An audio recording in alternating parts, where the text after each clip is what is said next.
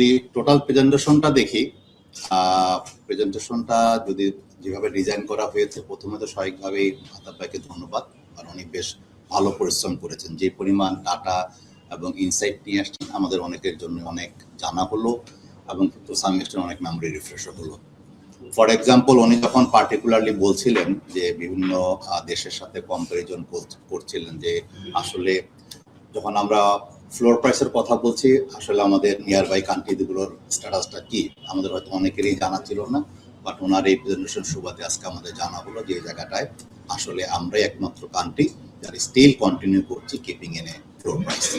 তো স্বাভাবিকভাবে এখানে একটা অ্যাটেনশন দেওয়ার প্রয়োজন আছে বলে আমরা মনে করি। আর এই যে টপিকটাতে কথা বলা হচ্ছে, শুরুতে বলেছিল যে দুটা প্ল্যাটফর্মের যৌথ প্রয়াস থেকে আজকের এই সেমিনারটা করা হচ্ছে, একটা টিপ্যাপ আর একটা হলো ভয়েস ফর রিফর্ম। আর এই যে ভয়েস ফর রিফর্ম শব্দটা যখন বলা হচ্ছে, আমরা এমন একটা টপিক আজকে আলোচনায় নিয়ে আসছি, ভয়েস ফর রিফর্ম, এটা কি ইন আদার ওয়ার্ডস বলা হয় ভয়েস ফর রিডাকশন, যেটা সিনোনিম হয়ে যাচ্ছে আর কি। তো এখন এই টপিকটা কিন্তু আজকের নতুন টপিক না, দীর্ঘ অনেকদিন থেকে আসলে এটাকে বলা হচ্ছে, বাট যে কোনো কারণে হোক এখানে আমরা অ্যাটেনশনটা ড্র করতে পারিনি। যদিও আমরা একটু আগে স্বীকার করলাম যে আমরা লাস্ট পার্টিকুলারলি 1.5 বছরে অনেকগুলো পলিসি অ্যাডভোকেসিতে আমরা বিভিন্ন প্ল্যাটফর্ম থেকে এনগেজ হয়েছিলাম। আমিও টেক পার্ট করেছিলাম আমাদের সাথে কিছু কিছু অ্যাডভোকেসি এফোর্টে। তো আমরা we did manage to realise something out of that advocacy effort. ইনশাল্লাহ এখন আমরা যেই কাজটাই করছি সেটার আসলে একটু বিগার পার্সপেক্টিভ যদি দেখা যায়, যদিও অ্যাজ সাচ শুনলে মনে হবে যে প্রাইস রিডাকশন মানে it will actually create impact some other পার্টিকে। পার্টি হচ্ছে কি এখানে মূলত 3টা বড় পার্টি আমি যদি বলি মোটা থাকে। Number 1 policy maker slash regulator, number 2 হচ্ছে বিজনেস এন্টিটি ওয়ার অ্যাকচুয়ালি আমাদের মোবাইল অপারেটররা ডিসাইড করছেন, এবং লাস্ট ব্লকে আসলে আমরা কাস্টমার।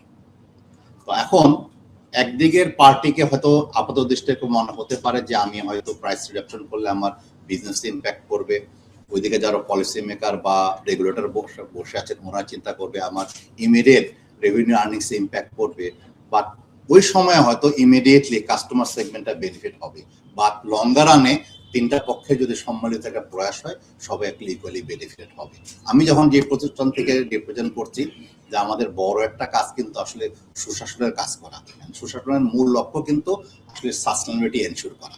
এই যে আজকে আমরা প্রাইস নিয়ে যে কথাগুলো বলছি, প্রাইস নিয়ে গেলে আমি মাতাবের একটা টার্মকে পছন্দ করেছি, আমরা মোর অ্যান্ড মোর যখন ডিসকাশনে আসি আমরা একটা টার্মকে লিমিট করে ফেলি, বলি আমরা ডিজিটাল ডিভাইড, এটাকে অ্যাড্রেস করতে হবে। বাট এর থেকে বড় ইম্পর্টেন্ট কিন্তু আপনার সোসাইটি গ্যাপ যে কথাটা বলেছেন, এই জায়গাটা আসলে অ্যাড্রেস করতে হবে।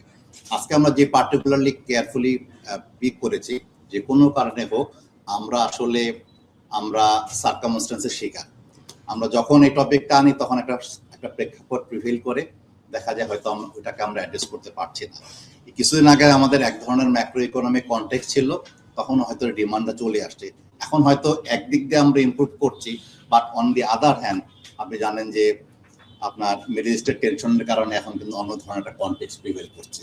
তো সুতরাং আমরা কোন সময় আসলে কাজটা করব সেই রাইট টাইমটা আসলে হয়তো আমরা কেউ বলতে পারি না, বাট যেহেতু এই ডিমান্ডটা অনেকদিন থেকে মার্কেটে সারফেসে রয়ে গিয়েছে, আমরা সবাই চাচ্ছি, এবং এটা প্র্যাকটিক্যালি আপনারা মনে করেন আপনার সোসাইটির যে গ্যাপটা, এই গ্যাপটাকে যখন অ্যাড্রেস করবে আর লঙ্গার রানে মনে করেন উইন উইন সিচুয়েশন ক্রিয়েট করবে both for the policy maker slash regulator and as well as the mobile operator, আমাদের মনে অ্যাটেনশন দেওয়া প্রয়োজন। আমি লাস্ট যে জিনিসটা বলবো, যে এর অর্থ এই নয় যখন ভয়েস প্রাইসের কথা অ্যাডজাস্টমেন্ট করার কথা বলা হচ্ছে এটা ফোর্সফুলি কিছু হবে। Of course it will be driven by the facts. আমার এখানে বিটিআরসির রিপ্রেজেন্টেশন আছে, ওনারা হয়তো যে কোনো ধরনের ডিসকাশনে ওনারা অ্যাক্টিভলি পার্টিসিপেট করেন। আই এম শিওর ওনারা এই পার্টিকুলার টপিকে অ্যাক্টিভলি ইনভলভ হবেন, এবং ওনাদের ইন্টারভেনশনের মাধ্যমে আমরা যারা আছি সবার কোলাবোরেশন অ্যাপ্রোচে নিলে থ্রু রিয়েল ডাটা অ্যানালিসিস আমরা আসলে অ্যাডজাস্টমেন্টটা কিভাবে হবে সেটা আসলে ওখান থেকে বের হয়ে আসবে। অফকোর্স যেটাকে আমি অলসো সাপোর্ট করি, যে কোনো কিছু ড্রাস্টিক্যালি সম্ভব না, এটা গ্র্যাজুয়াল প্রোগ্রেশনের মাধ্যমে করতে হবে। যদি if we can join hand together এবং নিউট্রাল অ্যাসপেক্টে যদি চিন্তা করি, ইনশাল্লাহ আমরা একটা ঐক্যমতে রিচ করতে পারবো। আমি হোপফুল যে কারেন্ট গভর্নমেন্ট ডে 1 থেকেই তারা ডিরেগুলেশন এজেন্ডার বিষয়ে অ্যাডভোকেসি রান করছে, ওপিনিয়ন বিল করতেছেন।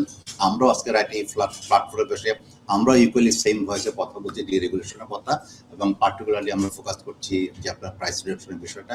এটা যদি আমরা অ্যাড্রেস করতে পারি, ইনশাল্লাহ it will benefit all of us and thereby the country. Thank you.